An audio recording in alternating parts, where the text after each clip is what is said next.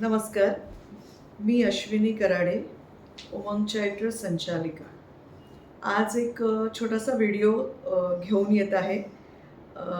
खरं तर मी बऱ्याच केसेस हँडल करते.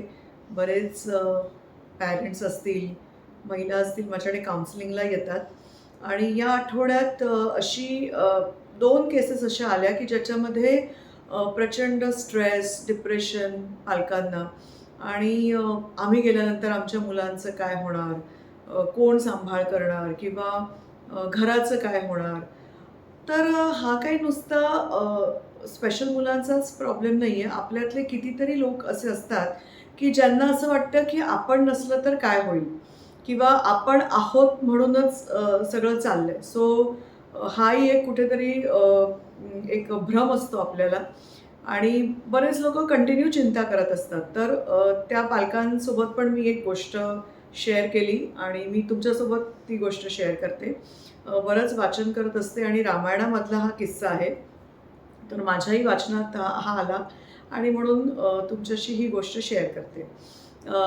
रामायणामध्ये जेव्हा सीतेचं अपहरण होतं आणि रावण त्यांना अशोका वाटीमध्ये ठेवतो सीतेमातेला, तेव्हा हनुमानजी तिथे सीतेला निरोप देण्यासाठी जातात. तर हनुमानजींना माहितीही नसतं की सीतेला कुठे ठेवलंय, त्यांना कसं शोधायचं आणि ते निघतात. रामजींचा आशीर्वाद घेऊन ते सीतेला शोधण्यासाठी तिथे निघतात आणि ह्याच चिंतेत असतात, मी काय करू? कसं करू? कसं शोधू? आणि मी नसेल तर त्यांना कोण शोधणार? आणि अशातच त्यांना एक संत भेटतात आणि ते संत म्हणजे विभीषण.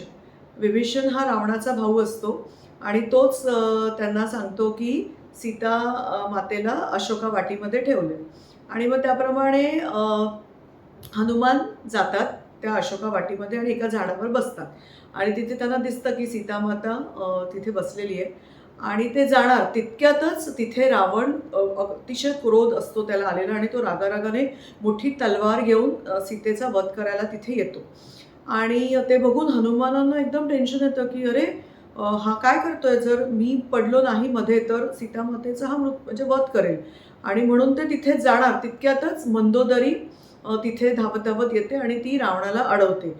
मंदोदरी ही रावणाची पत्नी असते आणि ती म्हणते की स्वामी तुम्ही हे करू नका, तुम्ही या पापाचा भागीदार होऊ नका आणि ती त्याला रावणाला कन्व्हिन्स करते आणि सीता मातेला रावण मारत नाही आणि मग तेव्हा हनुमानाला कळतं की अरे मी नसतो तर काय झालं असतं, हे जे मला वाटत होतं तसं नाही आहे. म्हणजे ती मंदोदरी आली आणि तिने सीता मातेला वाचवलं. सो नक्कीच कुठेतरी देव आहे, रामजी आहेत जे हे सगळं कार्य घडवतात आहे. आणि मग ते म्हणतात की ठीक आहे, म्हणजे मी नाही आहे तरी सीतामाता वाचल्या. आणि मग तेवढ्यात त्यांना एक दासी तिथे येते. ती एक संतच असते आणि ती रावणाला सांगते की एक वानर ह्या आपल्या लंकेत शिरलेला आहे आणि ती आपली लंका पूर्ण जाळून टाकणार आहे, राख करणार आहे. तर रावण हसायला लागतो. एक माकड, शूद्र वानर, तो काय लंकेला जाळणार? आणि तो तिला तिथून जायला सांगतो आणि मग तो सैन्य पाठवतो आणि हनुमान यांना बंदिस्त करतो आणि राजमहालात घेऊन येतो. आणि राजमहालात आल्यावर त्यांना बांधलेलं असतं आणि तो मग वानर म्हणतो की मी दूत आहे, मी रामाचा दूत आहे.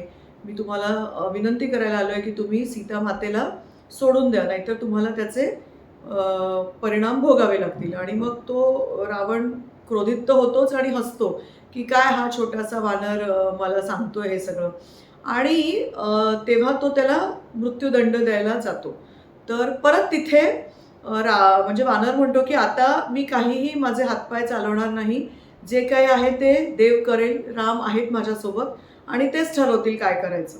आणि म्हणून वानर एकदम शांतपणे, हनुमानजी तिथे शांतपणे राहतात आणि म्हणतात बघू आता काय होतं आपल्यासोबत. आणि तेवढ्यात विभीषण जो रावणाचा भाऊ असतो तो त्या राज्यसभेत त्या महालात बसलेला असतो, राजमहालात. आणि तो म्हणतो की रावणाला म्हणतो की महाराज हे अतिशय अनुचित आहे त्याला मृत्यूदंड देणं, कारण की तो एक दूत आहे आणि तो आपल्याला एक संदेश घेऊन आला आहे आणि ही नीतिमत्ता नाही आहे की तुम्ही एका दूताला मारणार. तर रावण म्हणतो ठीक आहे, मग आपण एक असं काम करू की ह्याच्या शेपटीला आपण अ, अ, तेल तूप लावून जाळून टाकू, म्हणजे हा स्वतःच मृत्यू पडेल आणि मी काही त्याला कारणीभूत होणार नाही. आणि म्हणून तो त्याच्या सेनापतींना आदेश देतो की ह्या वानराच्या शेपटीला आग लावा. आणि अशा प्रकारे हनुमानजी पूर्ण ती लंका जाळतात. सो कुठेही हनुमानजींच्या हे मनातही नसतं की मी या लंकेला जाळीन किंवा मी कसं जाळू शकीन किंवा माझ्याकडे तर काही सामग्री पण नाहीये. आणि मग तेव्हा ते श्रीरामाला जेव्हा भेटतात आणि हा सगळा ही जी झालेली घटना सांगतात, तेव्हा ते म्हणतात, की "तुम्हीच कर्ता आणि करविता आहात. तुम्ही या रावणाकडनं ह्या लंकेला म्हणजे लंकेचा नाश करवला. सो मला हे कायम वाटायचं, की मी नसेल तर काय होईल? मी नसेल तर सीतामातेला निरोप कोण देईल? मी नसेल तर काय होईल?" आणि असंच आपल्यासोबत पण घडतंय, की आपल्याला असं वाटतं, की आपण नाही आहोत तर हे विश्व चालेल का? हे घर चालेल का? माझ्या मुलाबाळांचं काय होईल? माझ्या बायकोचं काय होईल? सो कुठेतरी आपण ह्या गोष्टीवरनं हे शिकलं पाहिजे, की जो कोणी आहे तो करता करवता देव परमेश्वर बसलाय. आपण फक्त निमित्त मात्र आहोत. आपण त्याने सांगितलेल्याच गोष्टी करत आहोत आणि कुठेही आपल्याला ही चिंता करण्याची गरज नाही आहे, की मी नसेल तर काय होईल? अ, आपण आपला जो भूतकाळ आहे त्याच्यासाठी देवाचे आभार मानले पाहिजे आणि येणाऱ्या भविष्यकाळासाठी देवावर विश्वास ठेवला पाहिजे, की जे काही होतं ते त्याच्याच इच्छेने होतं आणि आपण फक्त आपले चांगले कर्म करत राहू, की जेणेकरून आपल्याला त्याचं चांगलं फळ मिळेल आणि आपल्या वाईट काळात कायम देव आपल्यासोबत राहतील. सो ही गोष्ट सांगून जाते, की जर आपल्याला ही चिंता सतावत असेल, की मी नसेन तर काय होईल?